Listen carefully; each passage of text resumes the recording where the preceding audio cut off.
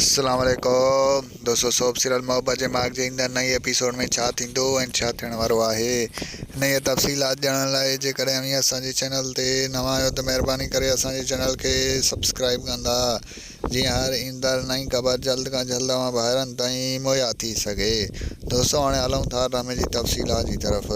तव्हांखे ॾेखारियो वेंदो त ईंदड़ नई एपिसोड में जेको आहे सो नाज़ा गुम थियल त अॻु में ई आहे, बहरहाल उहा रिपोर्ट जेको आहे पुलिस में दर्ज कराईंदा। जी हाँ दोस्तों, तव्हांखे ॿुधाईंदा हलूं पुलिस में रिपोर्ट दर्ज कराईंदा ऐं पुलिस उन्हनि खां इन्वेस्टिगेशन कंदे सवाल जवाब कंदी ऐं उन खां पोइ जेको आहे सो नाज़ा खे ॻोल्हण जी कोशिशि कंदी।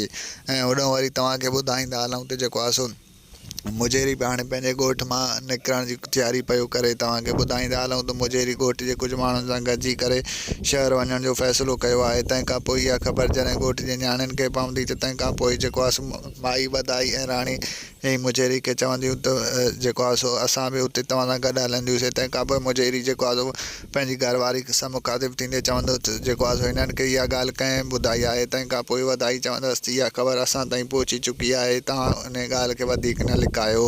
ऐं होॾां वरी तव्हांखे ॿुधाईंदा हलूं त जेको आहे सो नाज़ा लहराजन तमामु घणो परेशान थींदो ऐं तव्हांखे ॿुधाईंदा हलूं त ईंदड़ नई एपिसोड में हू जेको आहे सो नाज़ा खे ॻोल्हण लाइ घर खां ॿाहिरि निकिरंदो। ऐं होॾां वरी तव्हांखे ॿुधाईंदा हलूं त जेको आहे सो हो तू बि तमामु घणो परेशान हूंदो ऐं वॾो पछताईंदो, चवंदो त काश जे कर मां तॾहिं वापसि मोटी हलां हा त अॼु ई जेको आहे सो वाक़ियो न थिए हा।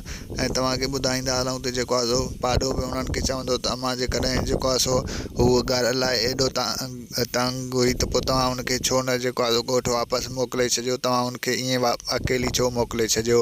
ऐं तव्हांखे ॿुधाईंदा हलूं त नाज़ा तमामु जल्द हिननि खे वापसि मिली वेंदी। तव्हांखे मुंहिंजो रिपोर्ट कीअं लॻो कमेंट में पंहिंजो राय ॾींदा। वठंदासीं जल्द मिलंदासीं नई वीडियो में। रखंदा पंहिंजो ख़्यालु, ॾींदा इजाज़त। अल्लाह हाफ़िज़।